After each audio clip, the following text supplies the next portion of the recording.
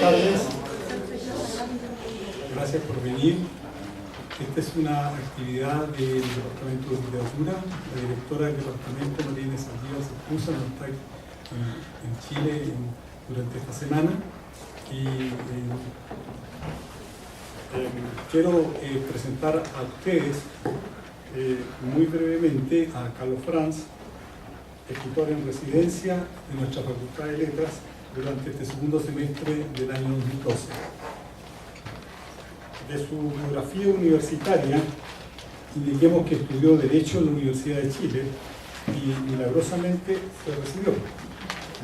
Su primera novela, Santiago Cero, transcurre en ese espacio de aguas estancadas, pesada carga de una tradición que los jóvenes soportan con rebeldía pasiva. Novela publicada en 1989, constituye un manifiesto generacional sobre el exilio interior. En 1996 publica El lugar donde estuvo el paraíso, situada en Iquitos, frontera mental donde los héroes luchan por no perder el horizonte. Una historia colorida en sepia de fidelidades familiares. La traición como vana compensación edípica y los amores tardíos o los grandes abandonos constituyen acá los límpidos ejes del relato. En el año 2005 su novela El desierto es distinguida por unanimidad por el Premio de Novela Sudamericana, con un prestigioso jurado presidido por Carlos Fuentes, Griselda Gambaro y Tomás Eloy Martínez. Novela sobre la dictadura chilena. En este desierto se arma un escenario para que todos los actores e instituciones irrumpan y se enfrenten en un cuadro valórico que establece raras y siniestras combinaciones entre el bien y el mal, madres e hijas, curacas y sacerdotes católicos, militares y civiles, animan un espectáculo regido por las tensiones entre lo público, lo privado, lo sagrado, lo profano, la historia ilustrada, el rito y la oralidad.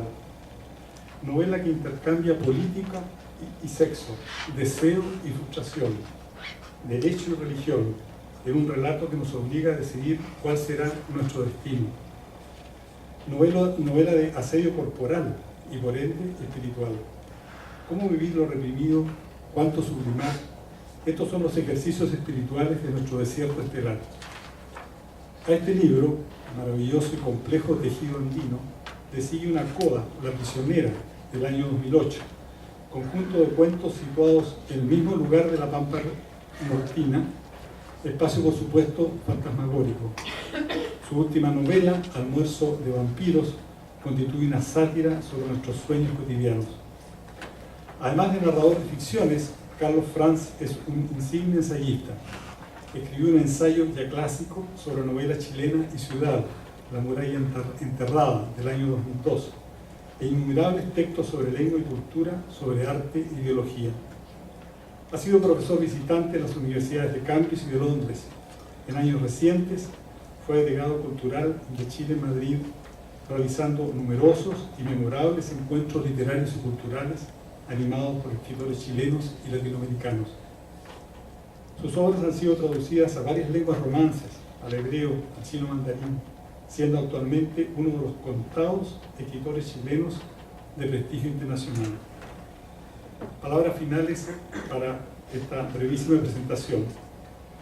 Le debo a los personajes del escritor Carlos Franz haber desentrañado una de las madejas que conforman nuestra literatura, la orfandad, nudo existencial que abarca la dictadura, la familia y la desmemoria, o si ustedes quieren, la violencia y el erotismo, que generan el miedo y la rebelión. Con ustedes, Carlos Franz.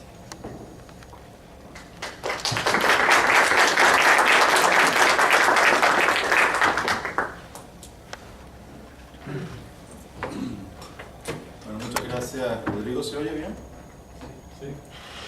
Muchas gracias por esa generosa presentación. Me quedo en deuda nuevamente por tus palabras, pero también por tus gestos, tu acogida, tu hospitalidad aquí. como lo estoy también con la Facultad de Letras en general, por haberme invitado a ser escritor residente durante este semestre. Es una experiencia que hasta ahora he disfrutado mucho. Hacía años que no hacía clases, que no tenía contacto con los alumnos, que no hacía tampoco taller literario, que lo estoy haciendo ahora. Y han sido una experiencias refrescantes, muy interesantes para mí, en las que creo he aprendido más yo que mis alumnos. Esta tarde voy a leerles un ensayo en donde especulo sobre algunas conexiones entre la novela en general y la sociedad contemporánea. Y este es un texto que llevo trabajando un par de años, esporádicamente, no me he dedicado los 2 años a él. No se preocupe que no le leería un texto de 2 años de duración ahora. Demoro en leerlo unos 40, 45 minutos, de tal manera que celebro una vez más la valentía de ustedes de haber venido a esta hora de la tarde a recibir esto que voy a administrarles aquí. Se llama El triunfo de Casandra, narrar en la era de la perplejidad.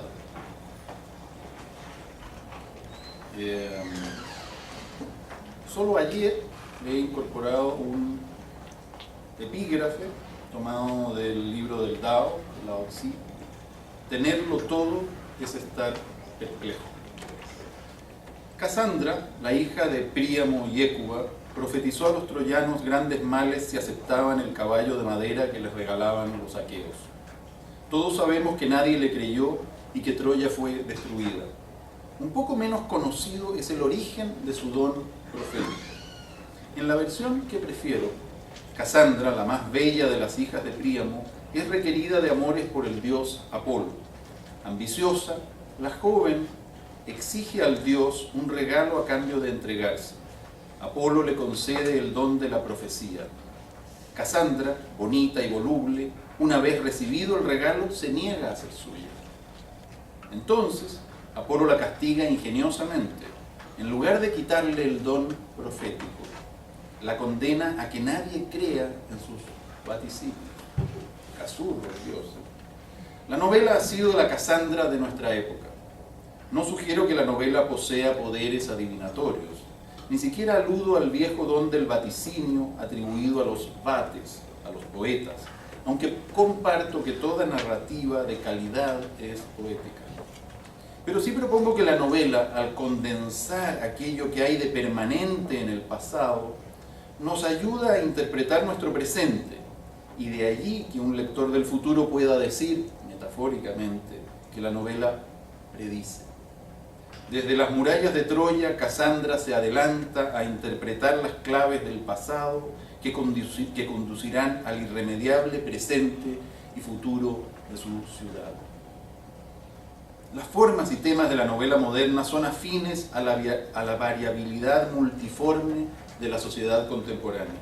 La novela moderna, con sus características de libertad interna, de multiplicidad de formas, de insumisión a las reglas, de supuesto libre albedrío de los personajes, se asemeja a la idea de una sociedad abierta, con énfasis en el individuo, secularizada, desritualizada. Sugeriré que esto se debe a una afinidad esencial de la novela con la sociedad moderna de la cual es hija. Hija, tenida por loca, la novela anticipa el futuro del reino que la desoye. Voy a saltarme un poco para hacer esto un poco más breve. Esta tarde quiero sugerir algunas cualidades intrínsecas de la novela que explicarían su afinidad con la época en que vivimos. Cualidades que han estado en el ADN, en lo más genuino de la forma expresiva que llamamos novela desde sus orígenes. Voy a hacerlo examinando algunos casos recurrentes de imaginería novelesca que he sintetizado en 2 metáforas. Estas son la paradoja de los gigantes y la incertidumbre de los fantasmas. A modo de epílogo, les ofreceré al final una segunda y última paradoja, la de lo indecible. La paradoja de los gigantes. La ficción entraña una paradoxa, un conocimiento alternativo, paralelo. La novela, porque es paradójica, crea un saber más allá o más acá del conocimiento establecido. Para definir paradoja podríamos acudir al diccionario, pero para este ensayo prefiero acudir a la sabiduría intuitiva e ingenua de los propios novelistas. Por ejemplo, Francis Scott Fitzgerald intuyó bien el funcionamiento paradójico de la mente literaria. Cito: la prueba de un intelecto de primera clase es poder concebir al mismo tiempo dos ideas opuestas y aún así mantener la habilidad de funcionar. La novela misma es esa mente de primera clase que puede sostener múltiples contradicciones lógicas y no solo seguir funcionando, sino hacerlo expresando verdades que están más allá del alcance de los lenguajes convencionales. En una de las escenas más trilladas, más extraordinarias de la literatura universal, encontramos nuestra primera paradoja de los gigantes. En el famoso capítulo 8 de la primera parte de Don Quijote, este ataca molinos de viento a los que confunde con gigantes.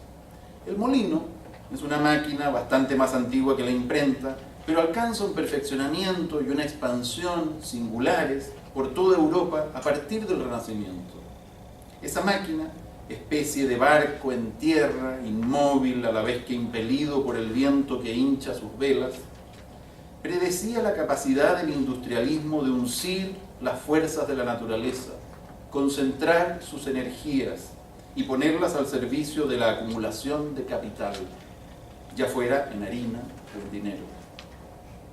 Visto de ese modo, cuando Don Quijote ataca al primero de los 30 o 40 molinos, que pudieron ser los mismos, que hasta hoy pueden verse en Campo de Criptana, cerca de Madrid, en La Mancha, no solo desafía al ogro gigante de su fantasía, también encarna a un pequeño burgués rural, si se me permite el oxímoron, acometiendo a una máquina industrial. Un pequeño burgués rural acometiendo a una máquina industrial. El molino representa la gigantesca fuerza del naciente capitalismo y el caballero solitario a las flacas fuerzas del individuo. El resultado de tan desigual combate es previsible. El caballero y su caballo ruedan por el campo desbaratados por el golpe mecánico de un aspa de molino. La máquina sigue moviéndose, impertérrita. Sus engranajes internos continúan moliendo, produciendo riqueza, indiferentes a las protestas e ilusiones de Don Quijote, que queda casi tan molido como el grano que pulveriza el molino. La afinidad con nuestra época que nos ofrece esta escena es evidente. Tanto entonces como en el tardío capitalismo, la máquina sigue siendo sirviente y amo. La misma máquina que produce la harina para su pan machaca los sueños del hombre. Casandra expresa, antes y mejor que nadie, esa paradoja y predice su sentido. No sé si las autoridades cervantinas admitirían esta lectura alternativa, pero lo bueno es que las novelas son lo contrario de textos sagrados, permiten y hasta alientan constantes reinterpretaciones. Leída así, esa escena quijotesca evoca irresistiblemente aquella otra de Tiempos Modernos, la película de Chaplin, donde este, no menos idealista, cómico y flaco que Don Quijote, queda atrapado por la máquina gigantesca que él mismo debía manipular y pasa entre sus engranajes, el obrero convertido en un producto más de su fábrica. Sabemos lo que sienten el caballero y su escudero. Sancho le reprocha a aquel su locura. Don Quijote insiste: un mago le ha cambiado sus ogros en meras industrias de la harina. Pero, por otro lado, ¿qué siente un gigante cuando es atacado por unos enanos? Otra novela también nos permite intuirlo. ¿Acaso la metáfora más poderosa que produjo la imaginación novelesca del siglo XVIII sobre la paradójica contradicción entre autonomía del individuo y ordenamiento social la encontramos en la Lilliput de los viajes de Gulliver? 2 siglos después de Cervantes, Jonathan Swift hace viajar a su héroe hasta ficticios países remotos. En ellos, el mero cambio de proporciones físicas y por lo tanto de perspectiva, basta al autor para criticar las costumbres de su época. Tras su naufragio en la isla, ocurrido en 1699 y cerca de Java. La exactitud es requisito esencial de la buena fantasía. Gulliver cae profundamente dormido. Al despertar se encuentra atado a la tierra por miles de delgadísimos hilos y rodeado por una muchedumbre de civilizados enanitos. Sus ataduras, apreciadas cada una por separado, son insignificantes, pero juntas constituyen una red que ni siquiera el agigantado protagonista puede romper. Los enanitos lo examinan con desconfianza y curiosidad. Un funcionario le lee en una lengua incomprensible un edicto. Lo que lee es, plausiblemente, su nueva situación legal, los derechos de Gulliver. Detengámonos en el significado más aparente de esa escena. Aunque Gulliver conserva sus dimensiones normales, el tamaño diminuto de los habitantes de esa isla le confiere las proporciones de un gigante. Así y todo, esos enanos lo han atado con tan extraordinaria industria y eficacia que, paradójicamente, su desmesurado tamaño no le da ningún poder. Gulliver está técnicamente, etimológicamente, perplejo. Se siente enredado en un tejido que le impide moverse e incluso hablar, porque allí nadie entiende sus palabras. Poco después, los enanitos le administran una pócima y cuando vuelve a despertar se encuentra atado por un pie con una cadena sujeta a un gran templo que para él tiene las dimensiones de una casucha de perros, para perros. Esa imagen del gigante inmovilizado, perplejo, conserva su poder alusivo 3 siglos después. Allí está su valor profético, digo yo. Podríamos leerla así: los derechos del ciudadano crecieron casi al mismo ritmo con el que se empequeñecía el individuo en una sociedad de masas necesitada de más y más reglas para mantener el orden.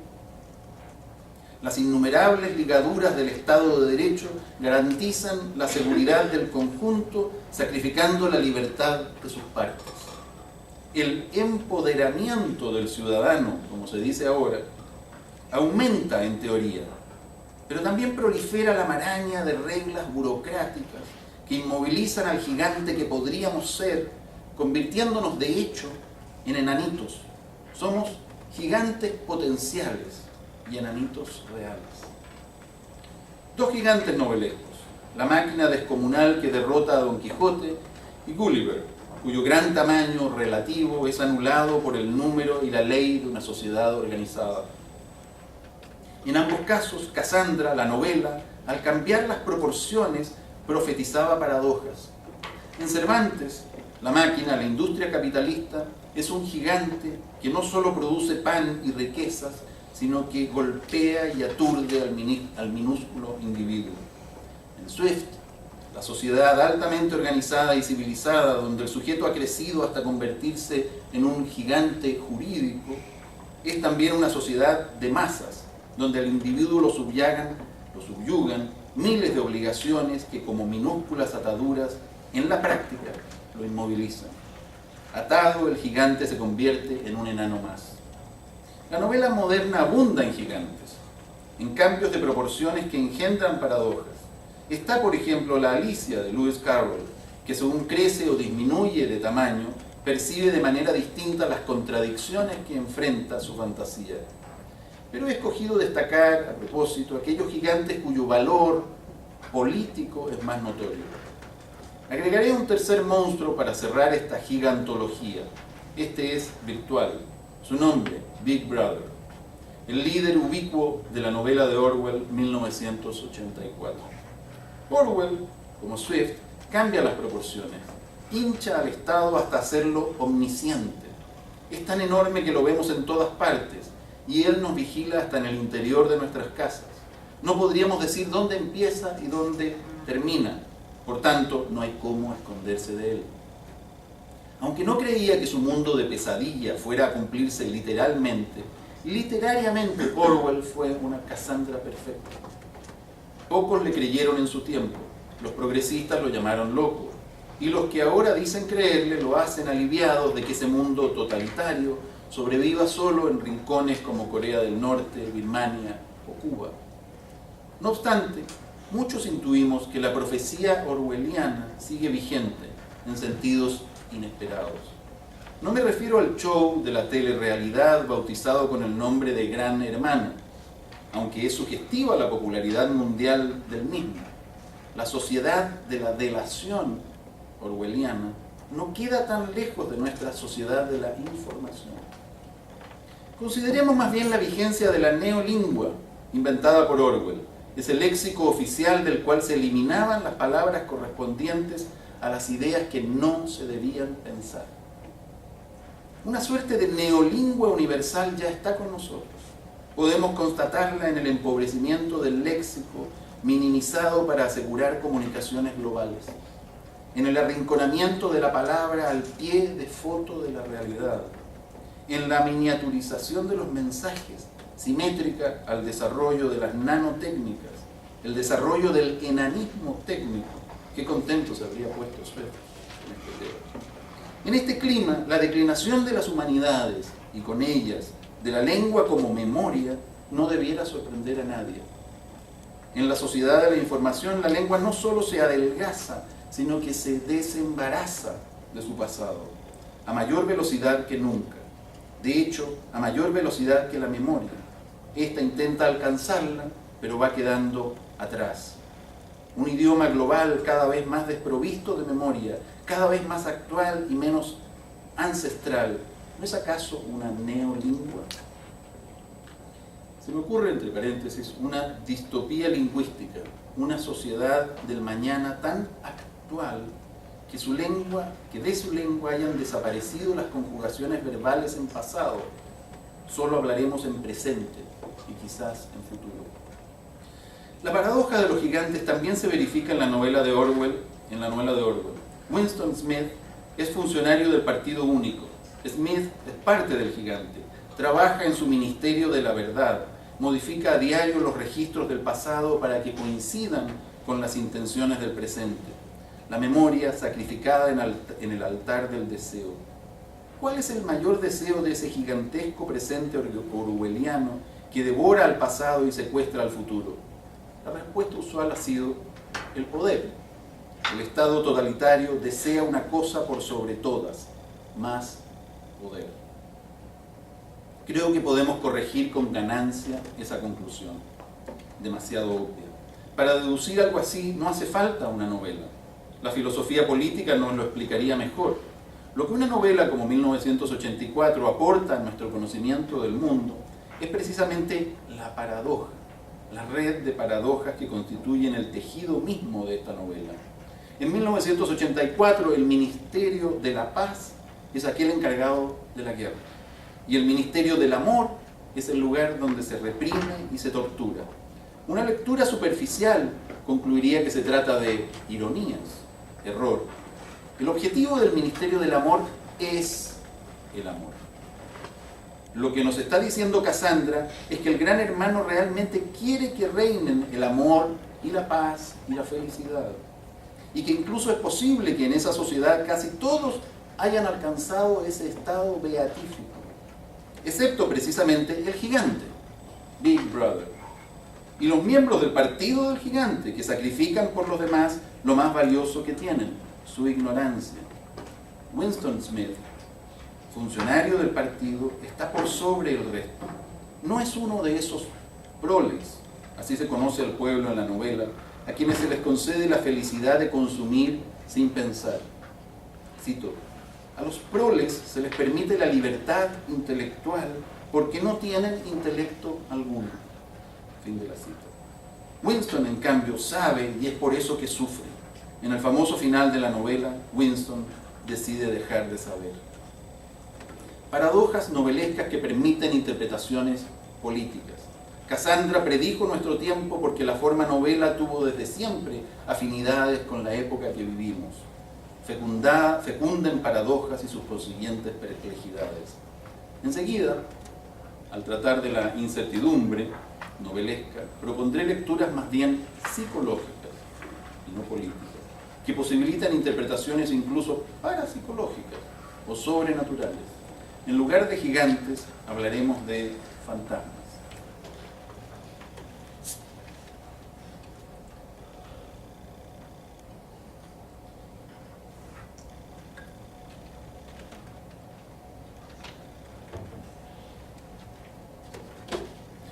La segunda parte de este ensayo se llama La incertidumbre de los fantasmas.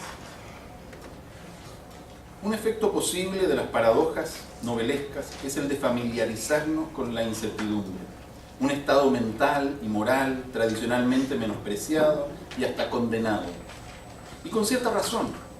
La incapacidad de llegar a conclusiones ciertas, la falta de voluntad de cerciorarse, pueden ser fatales en la vida práctica. Platón, en la República, condena al ostracismo a los poetas por razones semejantes, por inducir en los jóvenes dudas y perplejidades que lastran el espíritu de acción.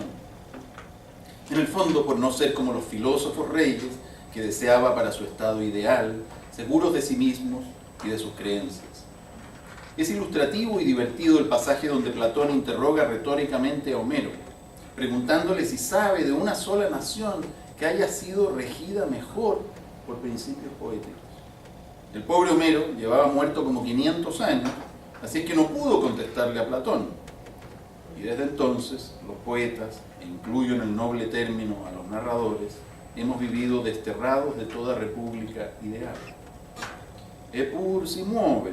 A pesar de Platón y sus ideales, la incertidumbre se agita y crece alrededor. Las ciencias han incorporado ya desde hace tiempo el concepto de indeterminación. A medida que las certezas políticas o religiosas son puestas en duda, el destierro de los poetas se amplía a otras clases, se generaliza. La humanidad comparte el exilio de Homero. Pero había prometido no continuar con las interpretaciones políticas para hablar de fantasmas y debo honrar mi palabra. Permítanme contar una pequeña historia personal. Es la historia de cómo una vez yo mismo fui un escritor fantasma. Me ocurrió hace más de 20 años, a esa edad que Dante llama estar en el mezzo del camino. Y créanme que el bosque era oscuro. Por ese entonces vivía en Washington, D.C., en el subterráneo de una casa vieja, e intentaba escribir mi segunda novela. La primera continuaba inédita, de modo que era un esfuerzo sumamente quijotesco. Quizás porque vivía en un sótano, me sentía de un humor tan negro como el hombre de las memorias del subsuelo de Dostoyevsky. Para darle algo de vida a ese subsuelo, pinté mi escritorio de rojo, de un rojo furioso. Era como escribir sobre un mueble en llamas. Y lo puse bajo el único tragaluz que daba a la calle. Cuando levantaba la cabeza veía pasar piernas. No los seres completos, solo piernas. Alguna vez un niño pegó la cara al vidrio y vio un fantasma. Me vio a mí, un hombre pálido, hundido en ese sótano, afanado en un profuso montón de páginas amarillas sobre un escritorio que parecía un cráter. El pobre niño salió huyendo. Yo llevaba un año perdido en esa novela que nunca llegué a terminar. Mi primer matrimonio naufragaba. Poco antes había decidido tirar por la borda mi trabajo y mi profesión y había dejado mi país para ser escritor. Ahora me parecía que nunca podría hacerlo.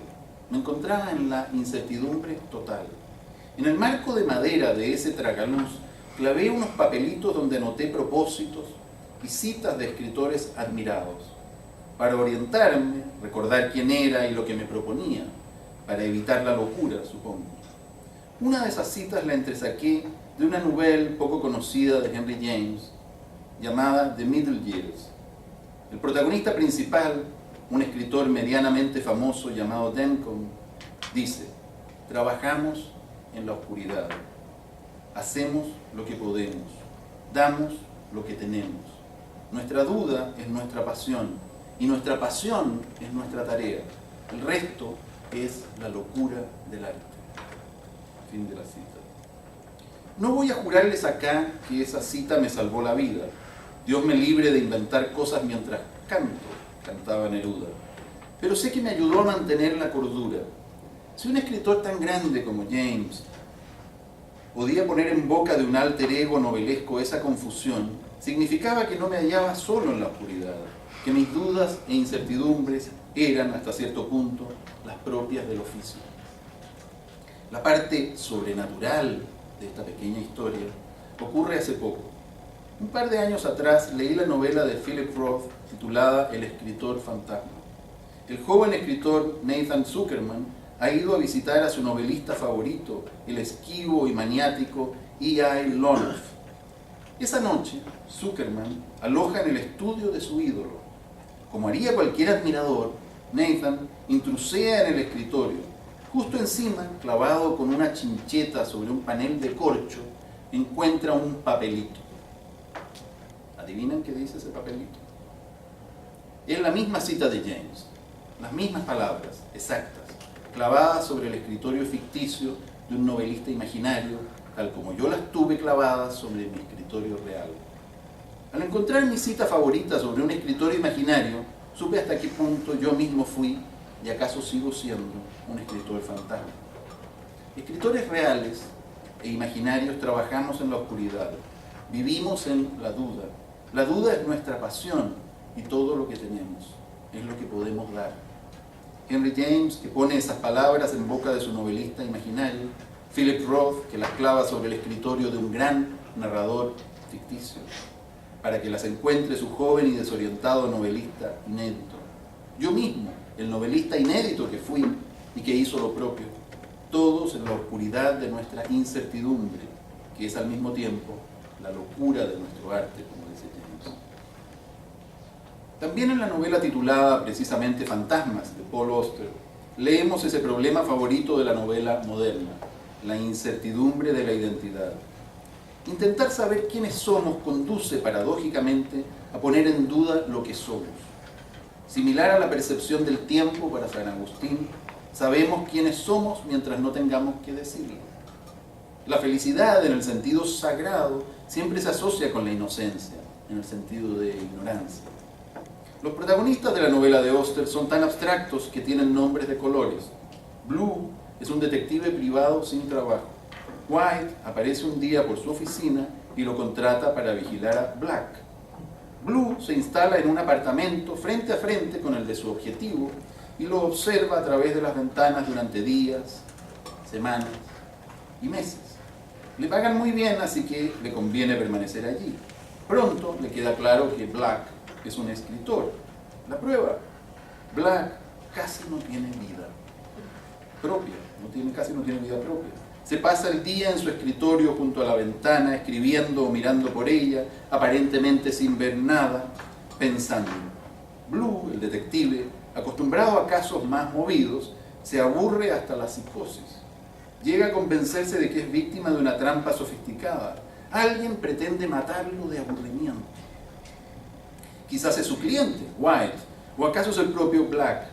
La única entretención que le queda a Blue resulta ser también la escritura. Semanalmente debe escribir y enviar un minucioso informe con los resultados de su vigilancia.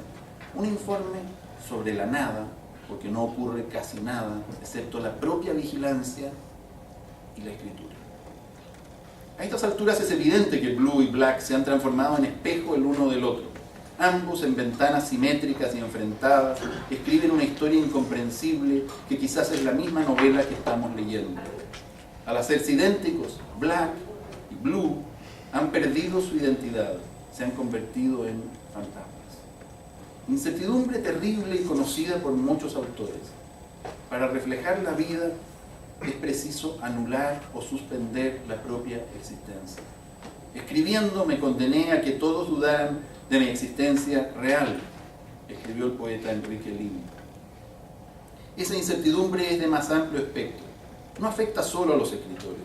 Cuando miramos a otro, cuando lo observamos a fondo, con la minuciosidad de un detective obsesivo, terminamos por darnos cuenta de que el otro es, en esencia, el desconocido que somos nosotros mismos. Este vértigo de la identidad es una de las incertidumbres más sutiles que la novela nos ofrece como espejo de nuestro tiempo. Espejo de Cassandra que reproduce sin fondo la incógnita que somos.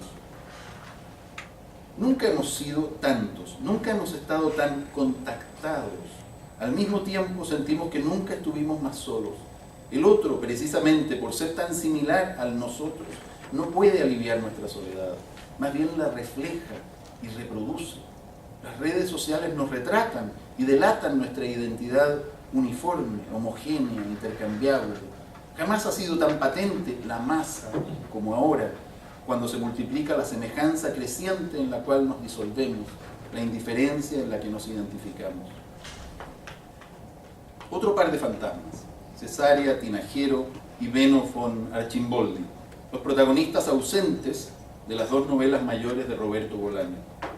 Los detectives salvajes y 2666, novelas complejas, polifónicas y polisémicas, tienen sin embargo una viga maestra. La búsqueda de esos dos autores desaparecidos misteriosamente, que jóvenes poetas y críticos avesados emprenden por México y medio mundo. La desaparición de personas es una forma extrema de la incertidumbre, lo sabemos por dolorosa experiencia política. Quizás por eso la desaparición de un autor es una de las metáforas más inquietantes que ofrece la novela contemporánea. No me refiero, por supuesto, al escamoteo del narrador bajo sucesivas máscaras, truco tan antiguo como la literatura. Me refiero al valor metafórico de la desaparición del autor como protagonista de una obra. La desaparición del autor desvanecido en un relato donde se lo busca incesantemente sin hallarlo, evoca poderosamente el desvanecimiento de la autoritas cultural. La actual confusión sobre el orden relevante de los saberes, la imprecisión de las jerarquías intelectuales, el altísimo precio que hemos pagado por la libertad de dudar.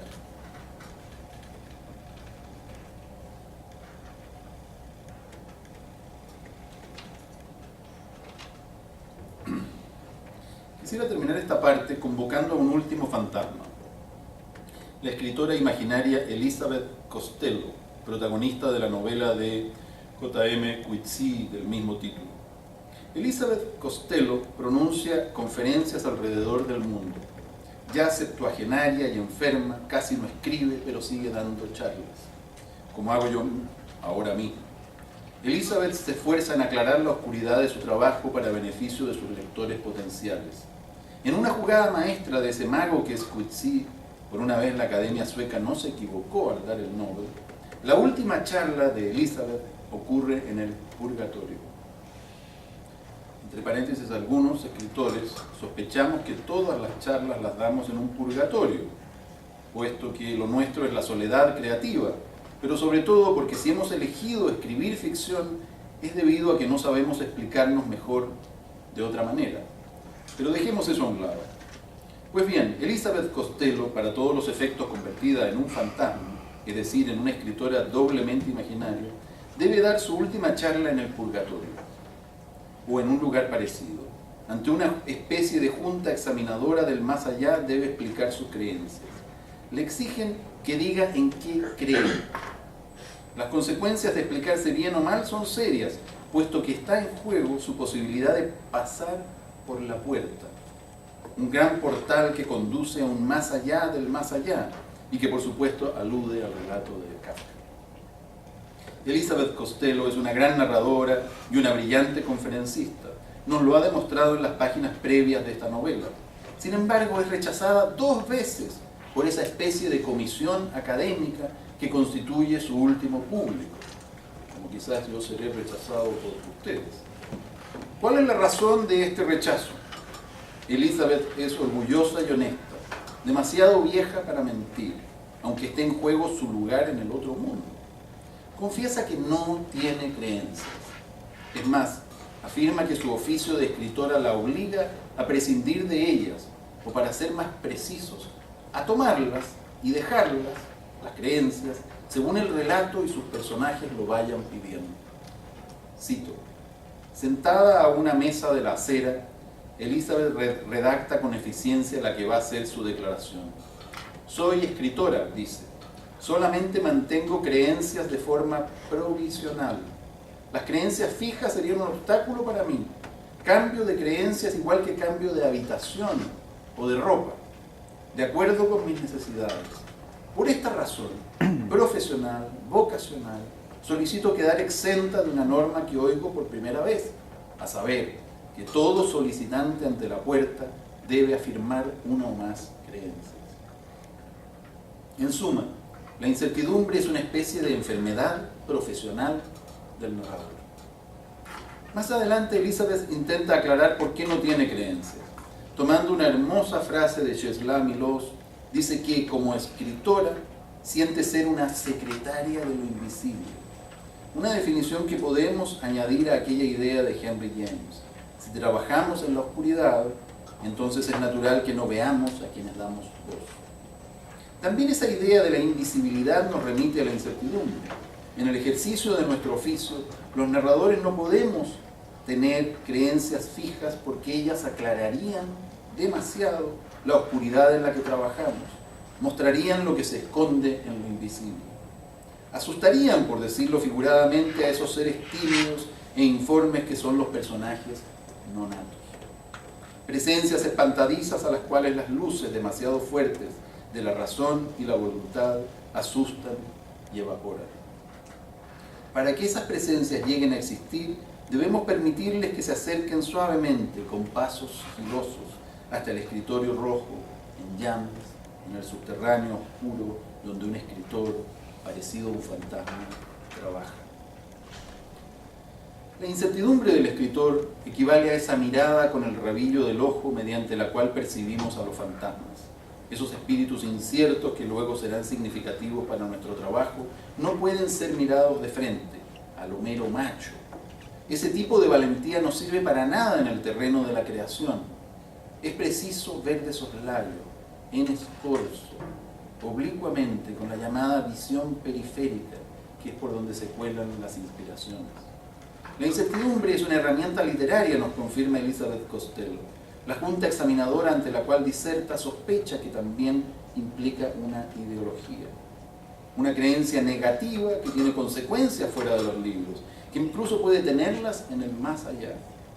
Precisamente porque no cree, Elizabeth está disponible para encarnar las diversas creencias de sus personajes, pero también por eso no puede defenderse ni defender posiciones. Aparece ante el público de sus conferencias e incluso ante la junta examinadora del purgatorio confusa, enredada, es decir, perpleja. La perplejidad es un estado creativo estrechamente ligado a la incertidumbre. La perplejidad facilita esa disponibilidad para penetrar en lo invisible, indispensable a la hora de crear. Además, la perplejidad, como su etimología sugiere, es una red para atrapar espíritus. La perplejidad enreda en ella a los fantasmas, proporciona el tejido, la trama necesaria para atraparlos y convertirlos en personajes. Desde luego, la perplejidad, tal como la paradoja o la incertidumbre, es vista con desconfianza en el mundo real, e incluso en el otro mundo, nos sugiere Whitson. Pero ¿qué hacerlo? Es lo que hay.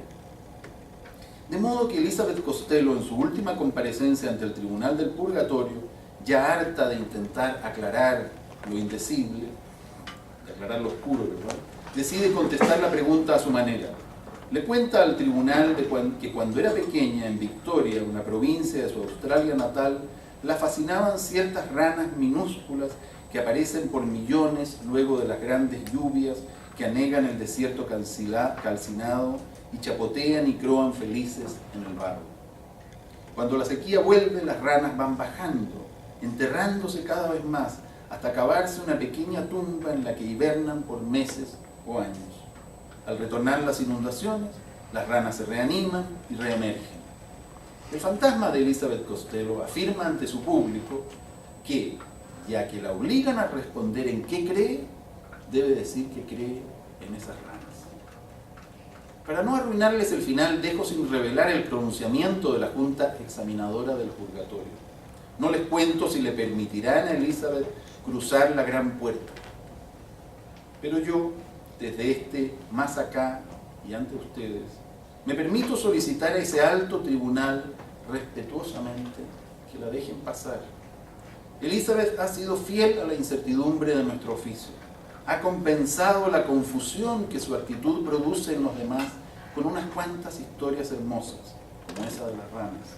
Por así decirlo, ha humedecido la costra seca de la realidad, permitiéndole a la vida secreta que bulle debajo emerger. Debería ser suficiente. Por favor, señores jueces del purgatorio, perdonen su incapacidad de creer y permítanle a Elizabeth cruzar al otro lado de una vez. Y un epílogo.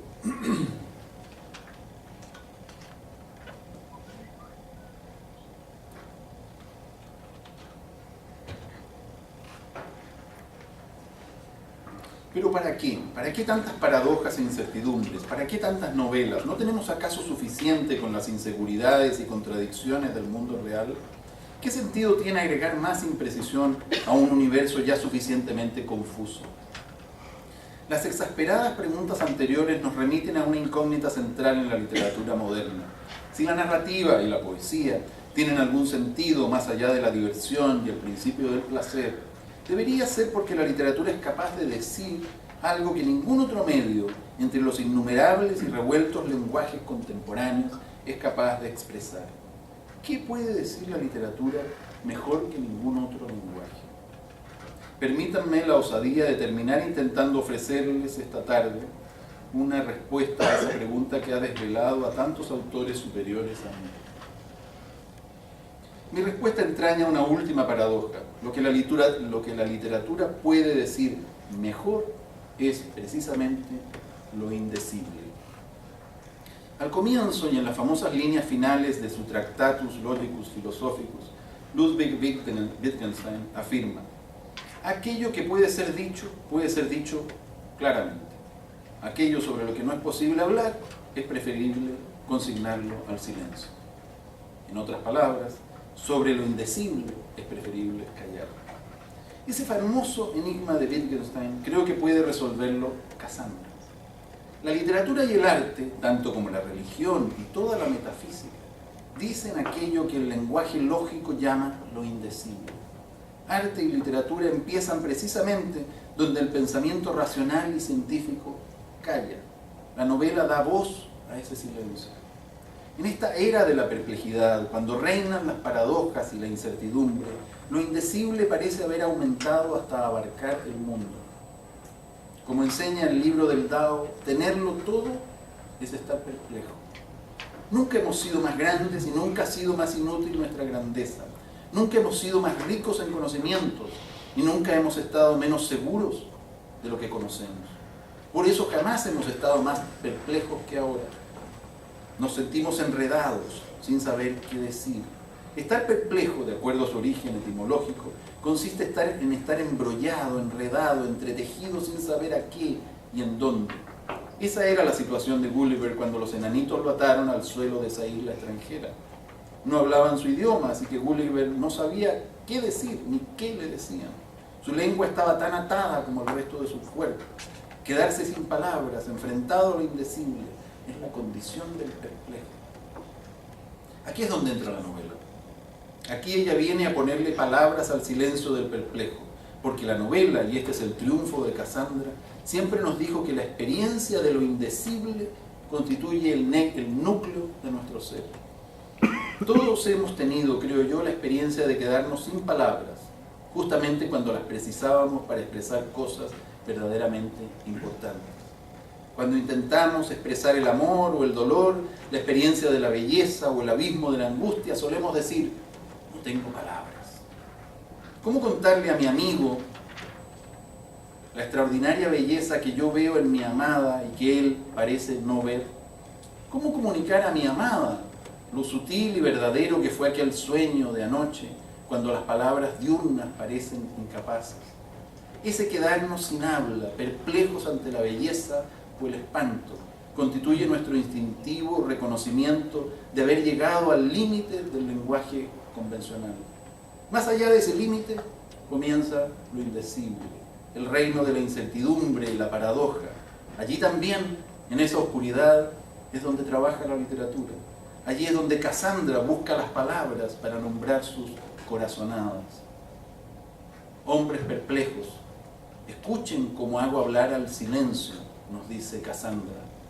Aquí late el oscuro corazón de lo humano. Gracias.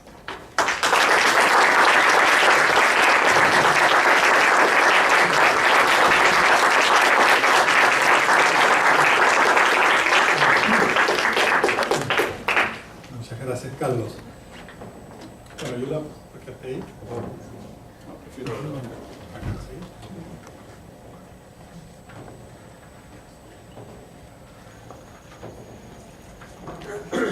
Bueno, ahora yo les propongo en diálogos. En realidad es un texto, yo al menos tuve la oportunidad de leerlo, mucho más largo, le había pedido a Carlos que en realidad leyera 45 minutos y así hubiera la oportunidad de poder conversar, para conocer más todavía en persona al escritor. Simplemente para romper el hielo, no voy a hacer una pregunta.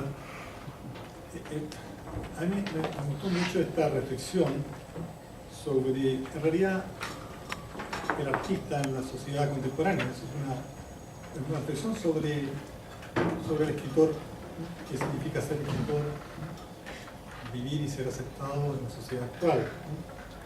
Esta idea del escritor moderno, ¿no es cierto?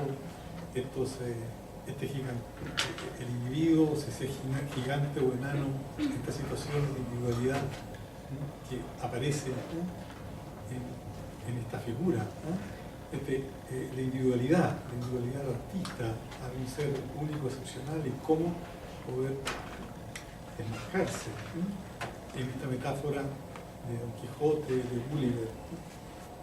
También está la idea de la aventura de la otredad. Creo que el escritor, para ser gigante o finalmente desaparecer,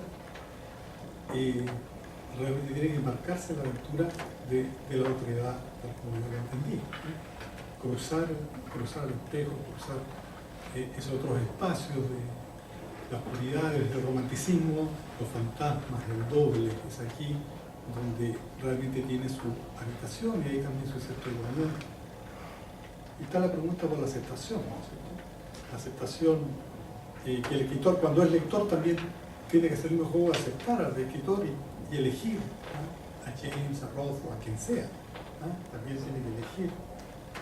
Y al parecer la idea es que se encanta con un relato, eso es lo que se tiene que dar, ese es el regalo, ¿no? Pero que es un regalo como de los orígenes, un regalo enigmático. En fin, en cuanto a lo indecible, también es interesante el principio de incertidumbre, desde la física, lo indecible, desde el inconsciente, son todas estas nociones que parece que el escritor y el novelista, y es interesante, y el novelista más que el novelista aquí está un paso adelante del poeta, me parece que se está quedando en el Parnaso, en el simbolismo, ¿no? El surrealismo, ¿no? Pero el novelista tiene la estructura del relato de un sueño, y ese sería, ¿no es cierto?, el sueño de nuestra fantasía, el sueño del indecible, ¿no? Es un relato. En ese sentido, una reflexión sobre el artista en la sociedad contemporánea, situado desde el conjunto de sus obras. En fin, quiero indicar, hay una novela que se llama El Desierto, que es sobre la dictadura chilena, pero ya al decir sobre la dictadura chilena yo creo que habría un malentendido, es que justamente trabaja sobre lo indecible, ¿no? No es la política, no es el amor, sino que es el espacio que está detrás, ¿no? El contrato de la erótica letal, de la violencia y el erotismo, aparece ese otro contrato donde efectivamente aparecen los tabúes en esta visión, y ese es, me parece a mí, el gran logro de esa novela. Al fin de tantas novelas que se han escrito, finalmente se cruzan, se hace la oscuridad, hace un pozo negro en el cual la situación es más bien caótica. Bien, son 2 o 3 minutos que me han permitido, Roberto. Sí,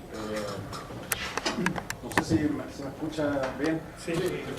Carlos, yo te agradezco las palabras, la reflexión.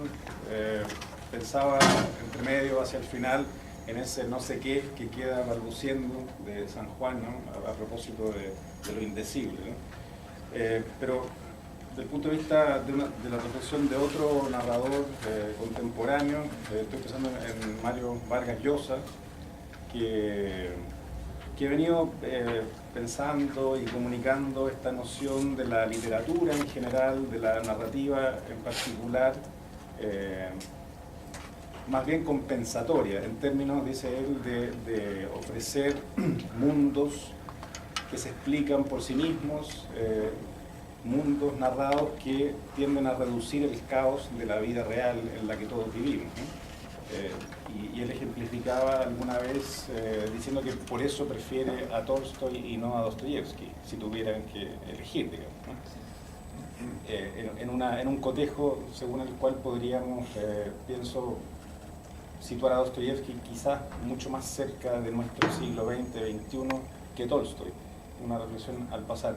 La pregunta es muy simple: ¿qué piensas tú de esa reflexión de Vargas Llosa? Porque me parece, según la entiendo, si no estoy entendiendo mal tu exposición, que hay una diferencia, ¿no? En términos de que esta apertura a la perplejidad no se resolvería en estos mundos autoexplicativos, de cabos que se amarran de tal manera que al final de la novela quedemos menos perplejos, más tranquilos, como parece ser el gusto de Vargas Llosa, si no entiendo mal su propuesta. Yo creo que Vargas Llosa se contradice.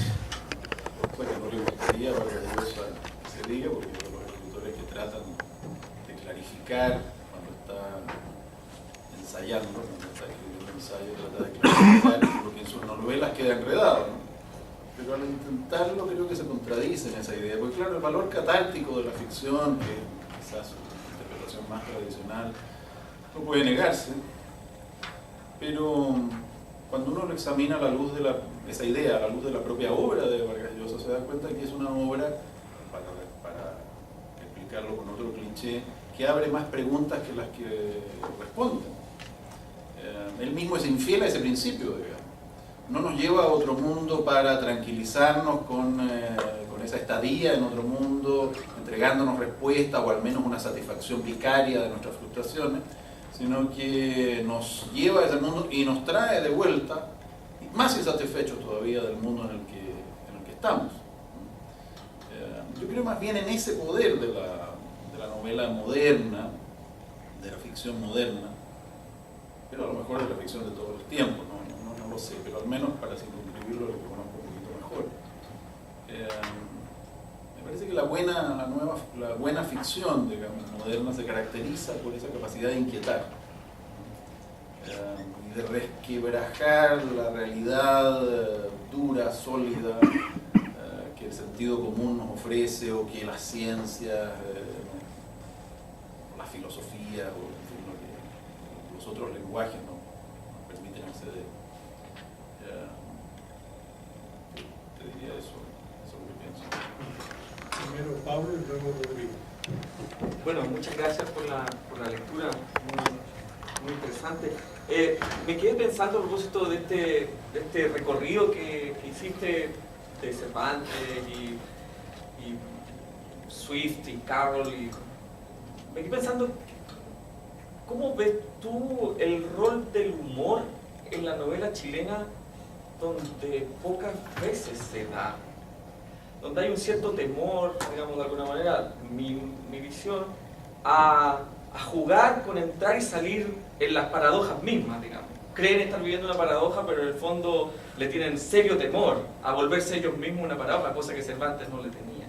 Ni Swift tampoco, digamos. Estoy pensando en los poemas de Swift, por ejemplo. O sea que ya la cuestión es al extremo.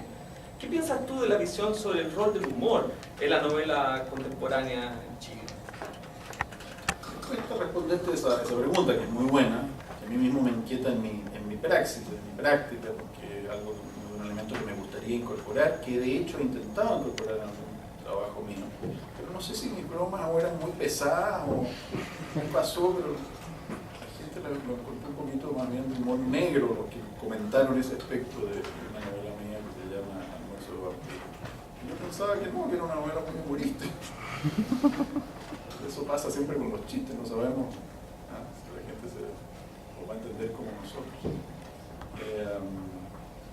Estoy incapacitado para hacer una reflexión general sobre esto, porque no conozco bien la literatura chilena tan a fondo como para decir si tiene o no tiene humor. El otro día con Rodrigo, sin embargo, visitábamos aquí la biblioteca donde tienen ustedes archivado uno de los textos más humorísticos que puede ser leído muy seriamente de la literatura chilena. Hay un texto extraordinario que es El socio de Bernardo Prieto, novela fantástica, en donde se la puede leer con esa seria sonrisa, que es también una forma de respuesta al humor, porque el humor creo que entre nosotros se tiende de manera demasiado gruesa, se tiende a la carcajada, a la pachotada, o el humor doloroso, no negro, sino agresivo. Eso es lo que podría decir así. Como dicen en España, a bote pronto. Lo digo luego, Clemens Franklin, que ya había un problema. Estuve pensando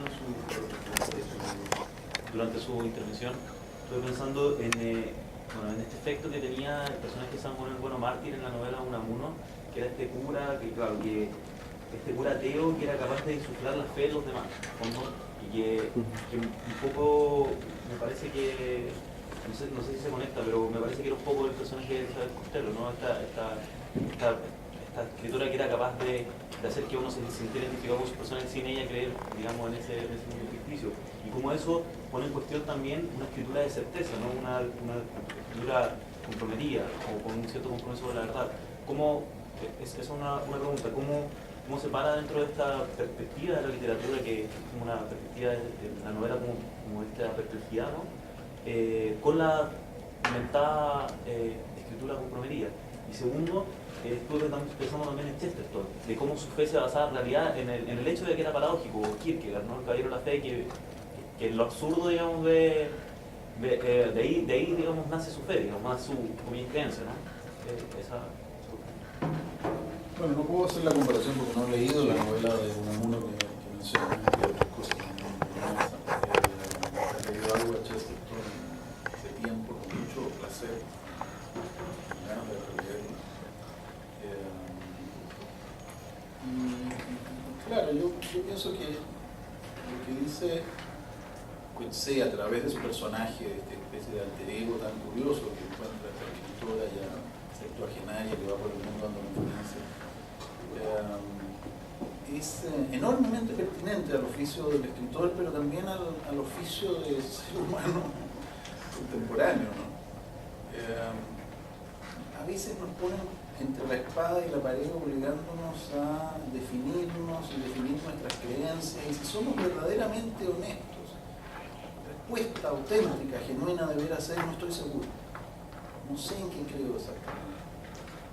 Sé que creo algunas cosas, pero estoy lleno de dudas. Eso es lo que hace Elizabeth Costello, decir francamente, tengo dudas.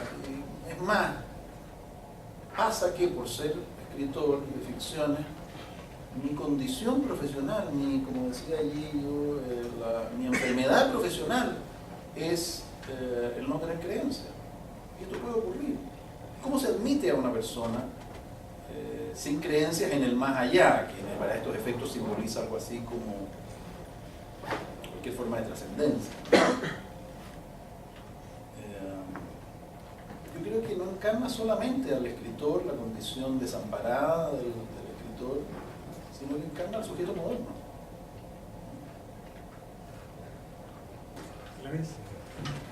También quiero felicitarte por esta conferencia muy sugerente y buena calidad, como tú dices.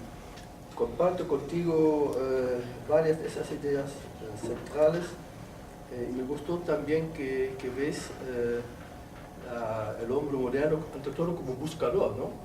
Y mencionaste dos o varias novelas policiales en el sentido que usan el detective como el buscador, como el género detectivesco, como el género que expresa un poco esa situación del hombre moderno que busca la realidad, la verdad, o sea, lo que sea, sin llegar, en el caso de Bolaño, nunca a un término feliz, digamos, ¿no es cierto? Y en ese sentido comparto eso. También podría agregar esta imagen del escritor que vive en la oscuridad. Hay una imagen muy linda de Kafka, que dice, el escritor está en un túnel oscuro, ¿no? Que hay alguna lucecita desde muy lejos, digamos, ¿no es cierto? También una metáfora muy linda para describir la situación del hombre actual.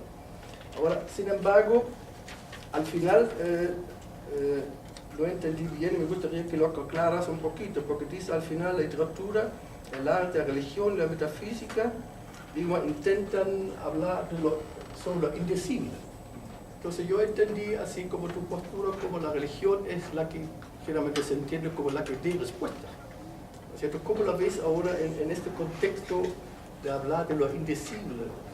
Una alusión a la literatura mística, ahí alguien dijo ya, Roberto, el nombre de Juan de la Cruz, ¿se refiere a esto? ¿O cómo entiendes la religión en este contexto, digamos? No, trato de sintetizar, y es un abuso de autoconfianza, si ustedes quieren, de la cual carezco en realidad. Trato de sintetizar esta idea de Wittgenstein tan difícil, ¿no? La reducción de la filosofía al lenguaje lógico y aquello que puede decir el lenguaje lógico, esto, en otras palabras, inteligible, es aquello de lo cual se puede hablar. De lo demás no se puede hablar en filosofía, en términos filosóficos. El lenguaje no tiene significado más allá de esos bordes, de esos contornos. Más allá entonces empieza el terreno para la literatura, el arte, o la religión, o la metafísica. Toda la metafísica de hecho queda allí, ¿no? La que trata de hablar de las cosas indecibles, que no tienen proposiciones, que no tienen un significado estrictamente lógico. Deberíamos trasladar la discusión a filosofía aquí al lado, y seguramente ahí encontraríamos varias personas que rebatirían lo que estoy diciendo, la manera en que estoy sintetizando esto. Yo lo uso como metáfora, lo uso como metáfora para decir, y lo expresé con mis propias palabras a continuación. Bueno, creo que la literatura comienza justamente no cuando tenemos mucho que decir, sino cuando nos fallan las palabras, o cuando tenemos mucho que decir pero no encontramos las palabras para decirlo. Nace de ese impulso. El escritor no es aquel que tiene muchas palabras y cosas claras que decir, sino el escritor es aquel que siente de manera más aguda quizá que el promedio de las personas la falta de las palabras.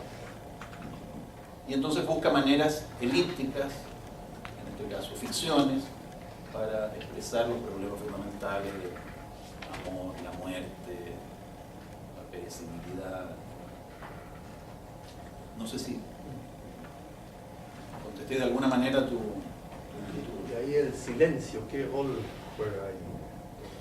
Bueno, claro, el silencio es supongo yo, la adecuada renuncia a expresar lo inexpresable, lo indecible. Pero el silencio también necesita decirse. El silencio es como en música sabemos que el silencio tiene un valor, es una nota. Esa nota necesita ser expresada, necesita ser contorneada, si se me permite esta expresión. Es necesario rodear el silencio de algún tipo de sonido para que el silencio se note, para que sea expresivo. Pero creo que estoy yendo yo mucho más allá de lo que pretendía con esta imagen, que era más concreta.